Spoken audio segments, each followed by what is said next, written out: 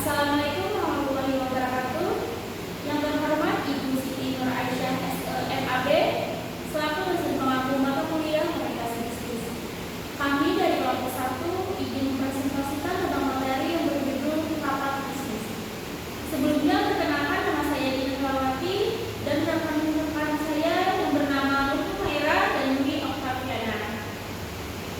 Baiklah, untuk mempersingkat waktu, kami mulai presentasi kami yang berjudul Rapat Bisnis. Latar belakang dari rapat bisnis, umumnya pertemuan atau rapat dilaksanakan untuk membicarakan suatu hal yang memerlukan pemecahan.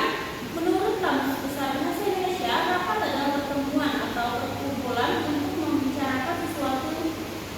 Siding majelis. 1.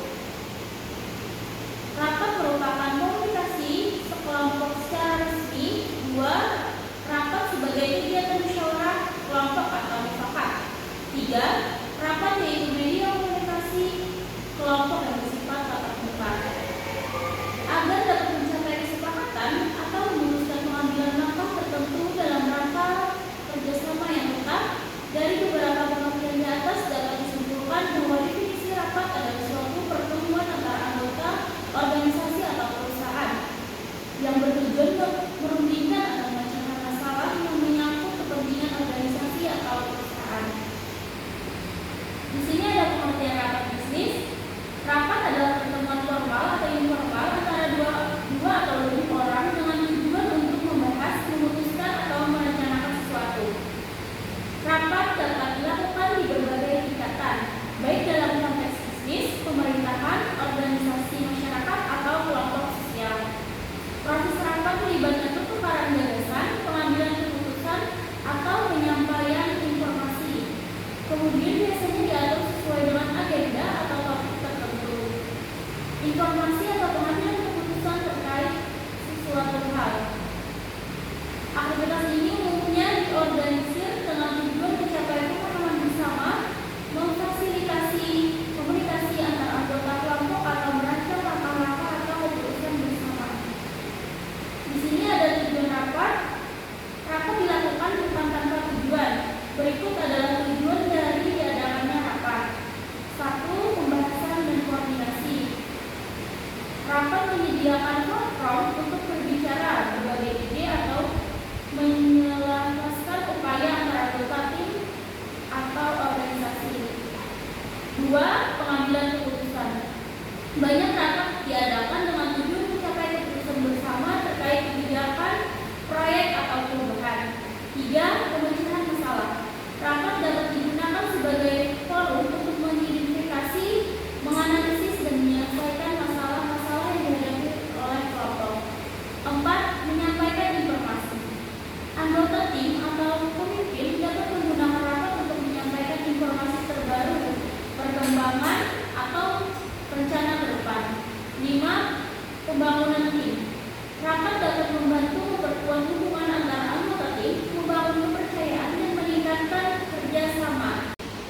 Saya Lutfi Maira akan melanjutkan pembahasan materi selanjutnya, yaitu tentang jenis rapat. 10 jenis yang umum antara lain. 1. Rapat tim bulanan. Rapat tim bulanan adalah pertemuan rutin anggota tim perusahaan untuk membahas proyek yang sedang berjalan. Menetapkan tugas yang menjaga agar orang-orang mendapat informasi dan selaras.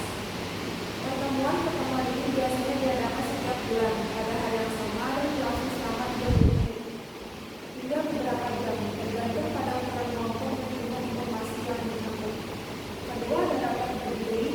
Pertemuan stand up diterima sebagai rapat stand up harian atau rapat sebelum harian. Adalah jenis rapat singkat, biasanya berlangsung tidak lebih dari 15 menit dan diadakan setiap hari untuk memberikan pembaruan cepat kepada tim tentang pengajuan proyek atau menyelesaikan beban kerja berencana untuk perjalanan hari ini.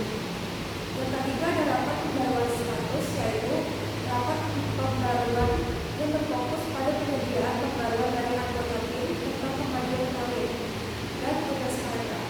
Mereka mungkin terjadi lebih sering daripada pertemuan bulanan seperti ini. Yang keempat, ada pertemuan perencanaan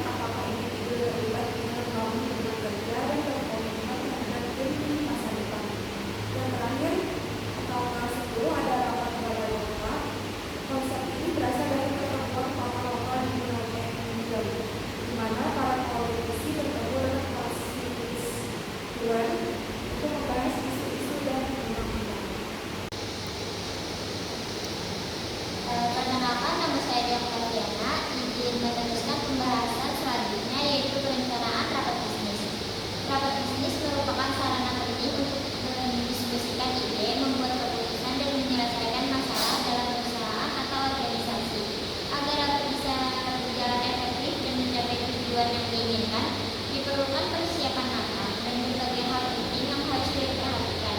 Berikut ini adalah hal-hal yang perlu diperhatikan dalam rapat bisnis. Yang pertama, tujuan rapat. Langkah pertama adalah menentukan tujuan rapat secara detail. Apakah yang ingin dicapai dari rapat ini? Apakah untuk mendiskusikan ide baru, membuat keputusan, dan menyelesaikan masalah? Tujuan yang jelas akan membantu soal menentukan agenda, materi, dan peserta rapat yang tepat. Yang kedua, membuat agenda rapat. Buatlah agenda rapat yang terstruktur dan mencakup topik-topik yang akan dibahas. Alokasi waktu untuk setiap topik dan penanggung jawab untuk setiap agenda. Yang ketiga, undangan rapat. Undanglah peserta yang relevan dan topik rapat dan pastikan mereka memiliki waktu yang cukup untuk hadir dan dapat berpartisipasi aktif dalam rapat. Yang terakhir atau yang keempat, materi rapat. Siapkan materi rapat yang lengkap dan informatif seperti laporan, presentasi, dan dokumen lain yang diperlukan. Pastikan materi rapat dibagikan kepada semua peserta sebelum rapat dimulai agar mereka dapat mempelajari terlebih dahulu. Berikutnya ada pelaksanaan rapat bisnis. Pelaksanaan rapat bisnis yang efektif melibatkan beberapa langkah. Yang pertama ada pemimpin rapat. Pemimpin rapat memandu diskusi, menetapkan aturan, dan memastikan semua peserta berkontribusi. Yang kedua ada agenda dan tujuan. Agenda harus jelas dan diumumkan sebelum tujuan rapat, perlu dijelaskan di awal untuk menjaga fokus. Yang ketiga, partisipasi aktif. Dorong semua peserta untuk berpartisipasi, memberikan masukan, dan mengajukan pertanyaan. Yang keempat ada nutulan rapat. Menyiapkan nutulan untuk mencatat poin penting, keputusan, dan tindakan lanjutan. Yang kelima, waktu dan tempat. Pastikan waktu dan lokasi pertemuan nyaman serta semua peralatan berfungsi dengan baik. Yang terakhir ada tindak lanjut. Setelah rapat, buatlah rencana aksi yang jelas dengan penugasan dan tanggal waktu. Kesimpulannya, rapat bisnis adalah suatu pertemuan formal yang dapat dilakukan di berbagai tingkatan baik dalam konteks bisnis, pemerintah, organisasi, atau kelompok sosial. Dengan mengetahui tujuan, jenis, perencanaan, dan pelaksanaan rapat bisnis, maka akan memudahkan kita dalam melaksanakannya dalam kehidupan sehari-hari. Sekian presentasi dari